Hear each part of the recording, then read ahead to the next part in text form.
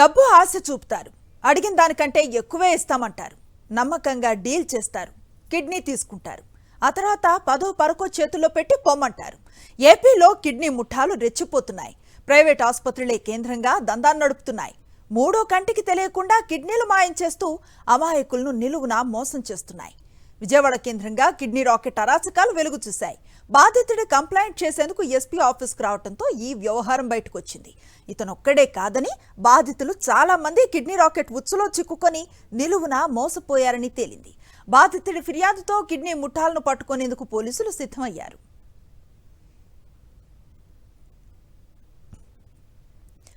విజయవాడ కేంద్రంగా మరోసారి kidney racket ముఠా మోసాలు బయటకొచ్చాయి. గుంటూరు ఎస్పీ కార్యాలయంలో ఓ బాధితుడు ఫిర్యాదు చేశాడు. గుంటూరుకు చెందిన మధుబాబు ఆర్థిక ఇబ్బందులతో సతమతం అవుతున్నాడు. ఇది గమనించిన కిడ్నీ ముఠా సోషల్ మీడియా ద్వారా అతనికి మాయ మాటలు చెప్పి ఒప్పించింది. కిడ్నీ ఇస్తే 30 లక్షలు ఇప్పిస్తామంటూ విజయవాడకు చెందిన భాష అనే వ్యక్తి డీల్ కుదిర్చాడు. ఆర్థిక ఇబ్బందుల కారణంగా బాధితుడు కిడ్నీ ఇచ్చేందుకు ఓకే చెప్పాడు.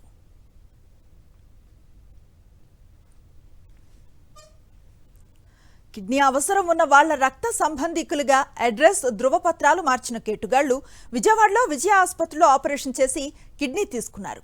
కిడ్నీ తీసుకున్న తర్వాత 30 లక్షలు ఇవ్వకుండా 1,10,000 చేతిలో పెట్టి వెళ్లిపోయాడు బ్రోకర్. మిగిలిన డబ్బు ఇవ్వమని అడిగితే బెదిరింపులకు దిగారని బాధితుడు పోలీసుల ముందు వాపోయాడు. విజయవాడ నుంచి ఒక అతను భాష అని ఫోన్ చేశాడు. అతను డొనేట్ చేశాడంట ఆల్రెడీ. నేను ఇచ్చాను బ్రదర్, ఇంత అమౌంట్ ఇస్తారు, ఒక 30 lakhs ఇస్తారు, మీరు ఇస్తారా, ఇట్లా మెసేజ్ చేశారు అంటే ఇస్తానని అన్నాను. సరే విజయవాడ రమ్మంటే వెళ్ళాను. అక్కడ వెంకటన్ అతన్ని ఒక అతన్ని పరిచయం చేశారు. అతను మీడియేటర్ అంట. ఆయన ద్వారా పేషెంట్ వాళ్ళ బామ్మర్ది అను పేషెంట్ వాళ్ళు పరిచయం చేసి బ్లడ్ టెస్ట్లు అన్ని టెస్టులు చేయించి క్రాస్ మ్యాచింగ్ ఇంకా దానికి సంబంధించిన టెస్టులు అన్నీ చేయించి అన్ని క్రాస్ మ్యాచింగ్ ఓకే అయిన తర్వాత ఈ కిడ్నీ డొనేట్ చేయాలంటే ఫ్యామిలీ ఫ్రెండ్ అయినా ఉండాలి, లేకపోతే ఫ్యామిలీ బ్లడ్ రిలేషన్ అయినా ఉండాలంట. నేను ఏమీ కాదు కాబట్టి నా అడ్రస్లు మొత్తం మార్చారు. వాళ్ళ స్వగ్రామంకి ఫ్యామిలీ ఫ్రెండ్ కింద పెట్టి వాళ్ళకి అనుకూలంగా అన్ని ప్రూఫ్స్, వీడియోస్, మేము ఫ్యామిలీ ఫ్రెండే ఇక్కడే ఉంటున్నాము వాళ్ళ ఊర్లోనే అని చెప్పేసి తీసుకొని లాస్ట్ మంత్ 15వ తారీఖున ఆపరేషన్ చేసి తీసుకున్నారు. అమౌంట్ అడిగితే ఇవ్వట్లేదు.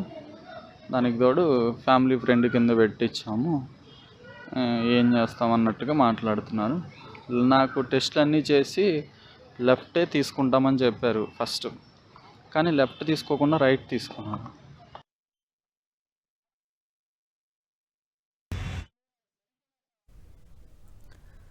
ఇదే అంశానికి సంబంధించి విజయవాడ నుంచి మా కరెస్పాండెంట్ అమర్, అలాగే గుంటూరు నుంచి అశోక్ మనకు లైవ్ లో అందుబాటులో ఉన్నారు. వారిని అడిగి మరింత సమాచారం తెలుసుకునే ప్రయత్నం చేద్దాం. ముందుగా విజయవాడ అమర్ని అడిగి తెలుసుకునే ప్రయత్నం చేద్దాం. అమర్, చూస్తూ ఉన్నాం చాలా రోజుల తర్వాత మళ్ళీ ఇట్లాంటి ఒక ఘటన వెలుగులోకి రావటం, ఎట్లా ఇది బయటకు వచ్చింది? ఇతను సదరు వ్యక్తి కంప్లైంట్ చేయడంతో బయటకు వచ్చిందా? ఇంకా ఎంతమంది బాధితులు ఉన్నట్లుగా తెలుస్తోంది? ఎస్ఎన్ఎస్సి విజయవాడ కేంద్రంగా మరోసారి కిడ్నీ రాకెట్ గుంటూరు అయిందని చెప్పాలి. గుంటూరుకు చెందినటువంటి గార్లపాటి మధుబాబు అనే వ్యక్తిని సోషల్ మీడియా వేదికగా ఫేస్బుక్లో ఒక వ్యక్తి సంప్రదించాడు. కుటుంబానికి సంబంధించినటువంటి అవసరాలను, ఆర్థిక ఇబ్బందులు ఉన్నాయని గ్రహించినటువంటి అవతలి వ్యక్తి భాష అనేటువంటి పేరుతో ఇతనికి పరిచయం చేసుకున్నాడు. పరిచయం చేసుకున్న తర్వాత 30 లక్షల రూపాయలకు డీల్ కుదుర్చుకున్నారు. 30 లక్షల రూపాయలు ఖచ్చితంగా కిడ్నీ ట్రాన్స్ప్లాంటేషన్ అయిన తర్వాత, కిడ్నీ మార్పిడి జరిగిన తర్వాత నీకు ఇస్తానని కూడా చెప్పారు. అయితే అతను కేవలం ₹1,00,000 ఇచ్చి మిగిలిన 2.5 లక్షలు ఎగ్గొట్టడంతో ఈ ఘటనకు సంబంధించి గుంటూరు ఎస్పీకి బాధితుడు ఫిర్యాదు చేయడంతో ఈ ఘటన అయితే వెలుగు చూసింది. దీనికి సంబంధించి మాత్రం విజయవాడలో ఉన్నటువంటి టాప్ కిడ్నీ హాస్పిటల్స్లో ఒకటైనటువంటి విజయ సూపర్ స్పెషాలిటీ వైద్యులు ఎవరైతే ఉన్నారో శరత్ పేరు కూడా ఆ కంప్లైంట్లో కూడా ప్రస్తావించడం జరిగింది. దీనికి సంబంధించి విజయ హాస్పిటల్ వైద్యులందరూ కూడా తనకు ముందుగానే చెప్పారు, ఈ కిడ్నీ ట్రాన్స్ప్లాంటేషన్ అయిన తర్వాత డబ్బులు ఇస్తామని చెప్పి మోసం చేశారంటూ కూడా బాధితుడు అయితే ఫిర్యాదు చేశారు. అయితే హాస్పిటల్కి సంబంధించి మాత్రం గతంలో కూడా డాక్టర్ శరత్ కూడా వివరణ ఇచ్చారు.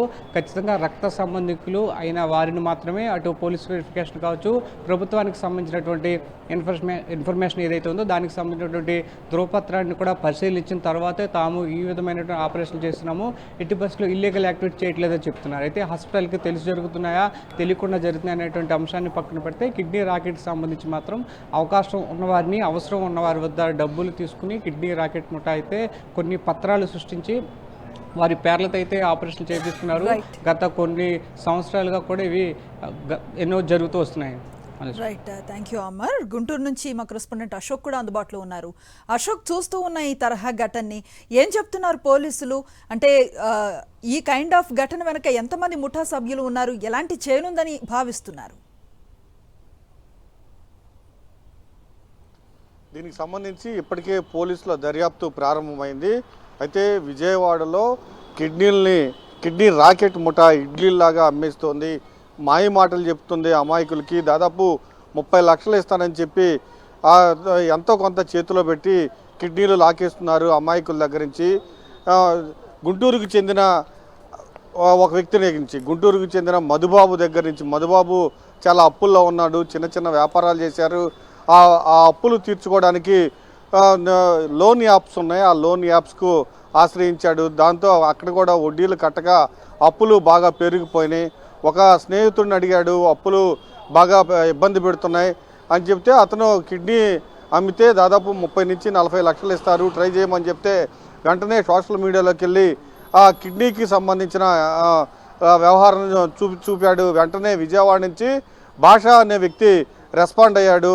O పాజిటివ్ అలానే B పాజిటివ్కి సంబంధించి ఆ బ్లడ్ గ్రూప్కి సంబంధించిన కిడ్నీ అవసరం అని చెప్పడంగానే వెంటనే అతను మధుబాబు విజయవాడ వెళ్ళి భాషని కలిశాడు. భాష వెంటనే వెంకట్ అనే మరొక వ్యక్తిని పరిచయం చేశాడు. వెంకటే పూర్తి స్థాయిలో బ్రోకర్ చేస్తుంటాడు, కిడ్నీలకు సంబంధించిన వ్యవహారం మొత్తం ఈ వెంకటే చూస్తూ ఉంటాడు. వెంకట్తో ఒప్పందం చేసుకున్నారు, నీ కిడ్నీ కనుక ఇస్తే 30 లక్షలు నీకు ఇస్తాను, 10 లక్షలు నువ్వు అప్పులు తీర్చగా మిగిలిన 20 లక్షలు నీకు హాయిగా బతకొచ్చు, ఇబ్బంది ఏం లేదు, ఒక కిడ్నీతో బతికే వాళ్ళు చాలామంది ఉన్నారంటూ మాయ మాటలు చెప్పి వెంటనే డాక్టర్ దగ్గర తీసుకువెళ్ళారు. డాక్టర్లు కూడా మధుబాబుకు కౌన్సిలింగ్ ఇచ్చారు, ఒక కిడ్నీతో హాయిగా బతకొచ్చు, భాష బతుకుతూ ఉన్నాడు, భాషకు కూడా డబ్బులు ఇచ్చాము, 30 లక్షలు ఇచ్చామని కౌన్సిలింగ్ నిర్వహించారు.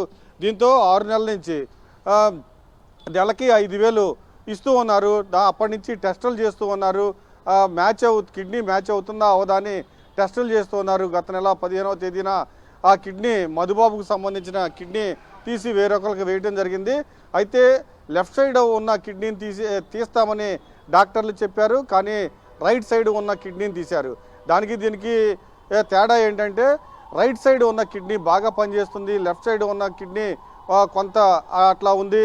అయితే ఖచ్చితంగా ఏదైతే బెటర్గా ఉంటుందో కిడ్నీ, ఆ కిడ్నీని మీకు ఉంచి వేరొక కిడ్నీని తొలగిస్తామని చెప్పారు. అయితే 30 లక్షలు ఇస్తామని చెప్పారు, కానీ కేవలం 1,10,000 మాత్రమే ఇచ్చి చేతులు దులుపుకున్నారు. ఇప్పుడు అడిగితే మీకు బంధువుల పేరున మిమ్మల్ని మార్చాం కాబట్టి, మీరు మా బంధువులే కాబట్టి మీకు డబ్బులు ఇవ్వమంటూ వాళ్ళు ఎదురుదాడి చేస్తున్నారు, కాబట్టి నేను పోలీసులకు ఫిర్యాదు చేస్తున్నాను అని కూడా మధుబాబు చెబుతూ ఉన్నాడు. ఖచ్చితంగా కిడ్నీ రాకెట్ పైన కూడా చర్యలు తీసుకోవాలని కూడా డిమాండ్ చేస్తూ ఉన్నాడు. Right, thank you Ashok.